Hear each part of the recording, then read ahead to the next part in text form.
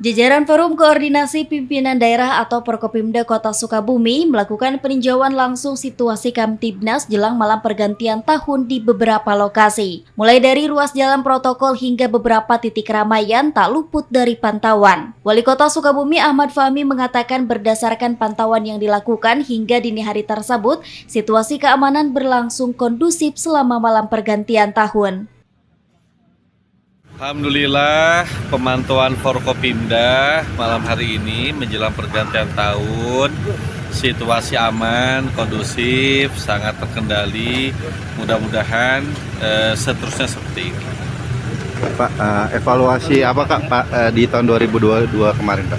Evaluasi 2022 tentunya ada beberapa target yang belum tercapai dan kita akan selesaikan target-target tersebut di tahun 2023, khususnya yang berhubungan dengan pencapaian RPJMD 2018-2023. Senada dengan hal tersebut, Kapolres Sukabumi Kota Ajun Komisaris Besar SY Jainal Abidin juga menyebutkan hal yang sama. Dirinya menyebutkan bahwa tidak terdapat laporan atas kejadian yang menonjol selama malam pergantian berlangsung.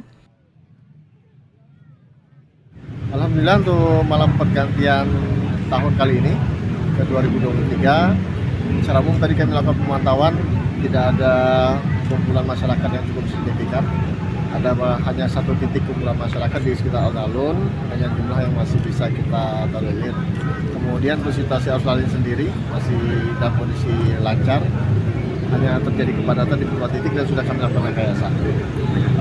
Terkait dengan kondisi ini, kami mengucapkan terima kasih kepada seluruh komponen masyarakat Kota dan Kabupaten Sukabumi yang sudah memberikan dukungannya sehingga kemudian malam pergantian tahun kali ini situasi Kamtibnas dapat kami kendalikan, jalan aman, tertib dan lancar.